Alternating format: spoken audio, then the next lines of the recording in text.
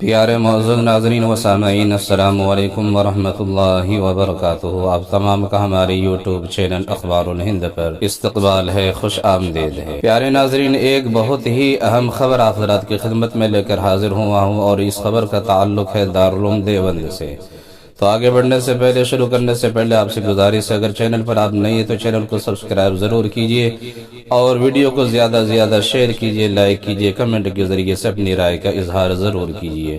تو معزز ناظرین، بے حد ہی اہم خبر ہے، اور یہ خبر دارالعلوم دیوبند کے تعلق سے ہے کہ دارالعلوم دیوبند میں تبلیغی سرگرمیاں زور و شوروں پر تھی، اور اس طرح سے طلباء کرام تبلیغی محنت میں، تبلیغی کام میں جوش و خروش کے ساتھ حصہ لیتے تھے، اور اس طرح سے مخلوق کو اس کے ذریعے سے فائدہ پہنچانے کی کوشش کرتے تھے۔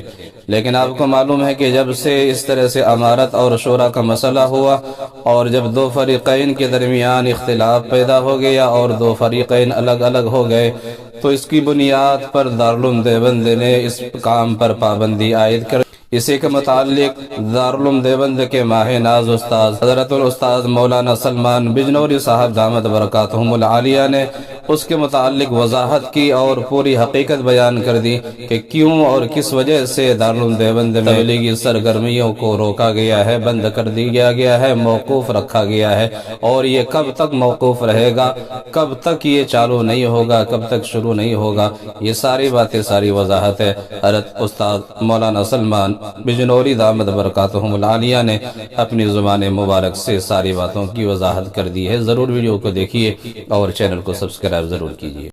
کہ دین میں قرآن و حدیث اصل ہیں، ان کی تشریحات جو علماء امت سے منقول ہیں وہ اصل ہیں۔ چھوٹا اور بڑا کوئی بھی آدمی اصل نہیں ہے، کوئی شخصیت اصل نہیں ہے۔ میں غلطی کروں یا میرے بڑوں سے بھی کوئی غلطی ہو، وہ غلط کہا جائے گا اس کو۔ جس سے غلطی ہوگی اس کو غلط کہا جائے گا، اس کی غلطی کو غلط کہا جائے گا۔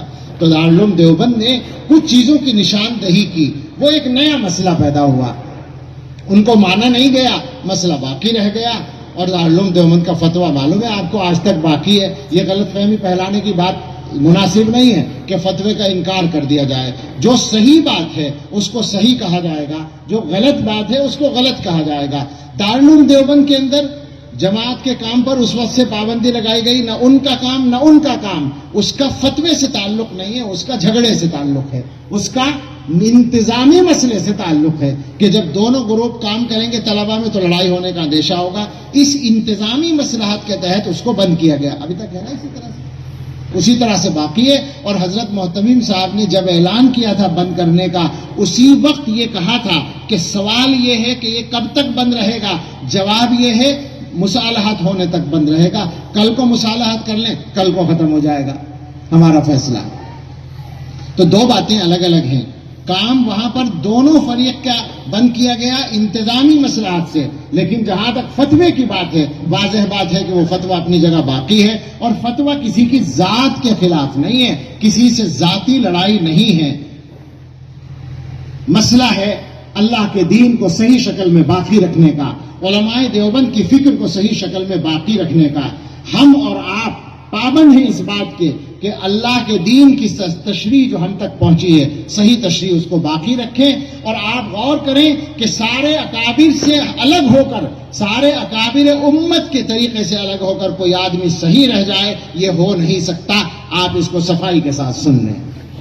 اور اس کے بعد میں ایک بات اور کہوں گا، اگر جب تک آپ کی سمجھ میں بات نہ آئے، بات سمجھ میں آ جائے تو بہت اچھا ہے، غلطی سمجھ میں آ جائے تو بہت اچھا، لیکن جب تک نہ آئے تو آپ اپنے اپنے طریقے سے کام کر رہے ہیں، کر لیں، کوئی پابندی تو نہیں لگاتا۔ لیکن آپ یہ چاہیں کہ دنیا میں سارا کام آپ ہی کے طریقے پر ہو، یہ آپ کی غلط بات ہوگی۔ لہٰذا اس کی وجہ سے اگر مسجدوں میں جھگڑا ہوتا ہے، آپ اگر فلاں اور فلاں سے تعلق رکھنے والی جماعت کو مسجد میں آنے پر لڑائی کرتے ہیں، اس کا مطلب یہ ہے کہ آپ کا جو اصل مقصد تھا وہ آپ کو یاد نہیں رہا،